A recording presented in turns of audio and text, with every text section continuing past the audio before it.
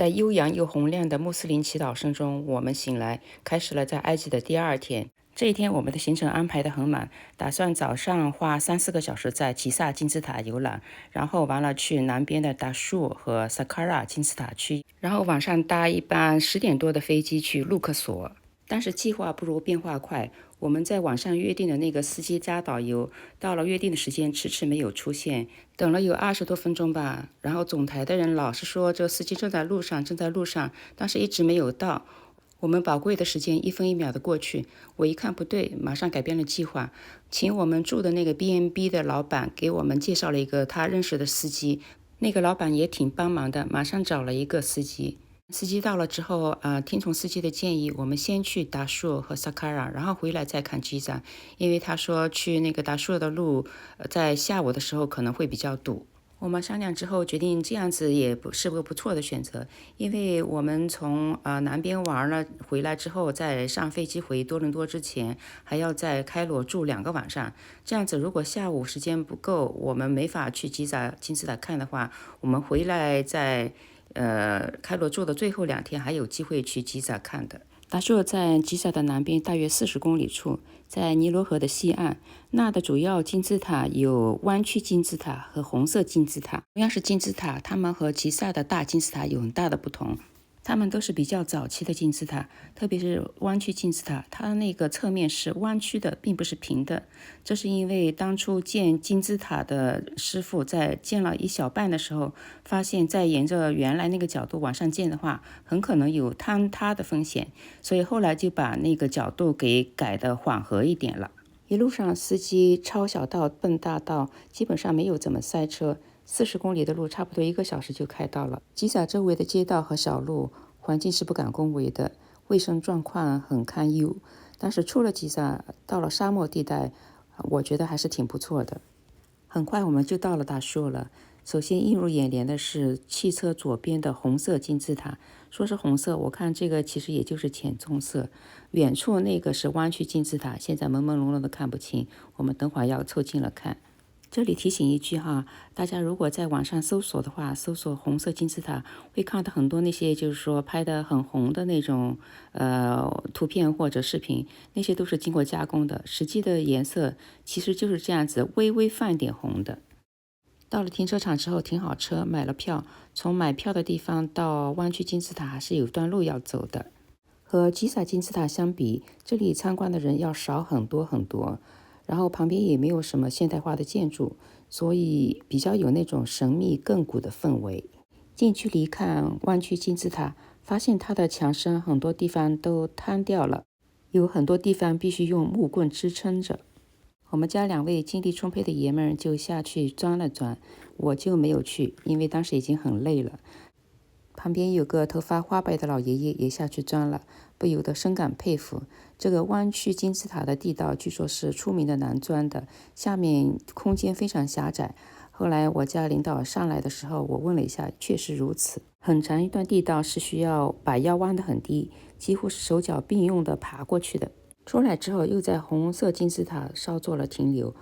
红色金字塔是弯曲金字塔之后建的，在这个时候工家们已经发现了怎么样让这个金字塔呈现几何形的锥形状态而不倒塌。但是它这个金字塔的坡面和地面的角度就比较小，不像吉萨的胡夫金字塔。其实在达舒还有一些其他的金字塔可以看，比如说一个比较有意思的黑色金字塔没看到，就挺遗憾的。但是由于时间的关系，我们不得不往下一个点赶了。整个埃及之行，这可能是为数不多的一个遗憾吧。后来我们反省，就是都是认为这个时候我们应该放弃吉萨，应该就把时间就是花在这个达舒尔和后来的萨卡拉就好了。然后最后2天回到开罗之后，再抽半天的时间去吉萨看。达舒尔之后的一个主要游览点是萨卡拉，这里有著名的梯形金字塔 Step Pyramid。然后去萨卡拉的时候会路经一个地方叫 Memphis， 那个是古埃及的一个古都，但是那个城市早已经不存在了，只留下了一些废墟，还有一些考古的遗迹吧。那些主要的遗迹他们把它集中在一个博物馆里头，对于游客和司机们来说这也是一个休息的地方，所以我们也顺道游了一下。这里的主要遗迹是有关阿拉姆西斯二世的。拉姆西斯二世是一个性格鲜明、很有趣的一个法老，在我接下来的视频里面，我也会提到他。这个像石磨一样的东西是，阿拉姆西斯二世儿子在位时候，他那个王位底下的一个基座。看到左边那个被磨平的、缺了一块的地方没有？那个都是他每次爬上他的王位时候要经过的地方。日升月久，那个地方就给磨平了。在 Memphis 博物馆稍作停留之后，我们就到了 Saqqara。Saqqara 的阶梯金字塔 Step Pyramid 据信是他们最古老的金字塔，没有之一，最古老，也是他们第一次尝试用石头来建造一个大型的建筑物。在这之前，他们的建筑都是用泥砖做的，用那种泥做的砖 mud brick 做的，就是屏幕上这个砖墙上的那个样子的砖。这种砖的话，因为是泥做的，所以经不起长期的风吹雨淋日晒，所以古埃及的那些民居到现在几乎是荡然无存，也不奇怪了。从最开始的阶梯金字塔，到后来的弯曲金字塔和红色金字塔，以及后来呈现完美的几何形态的胡夫金字塔，我们可以看到古代埃及的建筑业以及支持建筑业的数学、几何学和物理学是怎么样持续的、坚定的发展到一个顶峰的。离开萨卡拉，我们又风尘仆仆地回到了吉萨。那时候已经差不多4点钟了，我们就想能不能趁着5点钟关门前，快快地把吉萨的金字塔游览一下。但是当时我的状态已经是比较不好了，在车上肚子就疼得要命。然后完了，到了吉萨之后，就让他们爷俩两个去钻那个金字塔，我就在外面找了个地方坐下来等他们。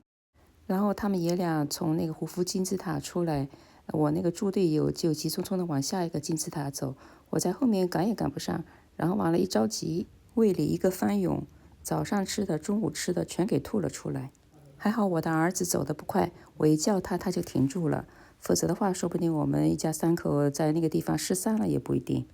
后来反思，可能是因为水土不服，然后吃的饭菜也有点不干净，又加上劳累，所以才导致的。值得庆幸的是，那个司机还是挺靠谱的，虽然他不会英语。然后完了，我打电话给那个 B&B 的老板，让他在电话当中跟他说明情况之后，他就带我们找了当地的一个药房，拿了一些药。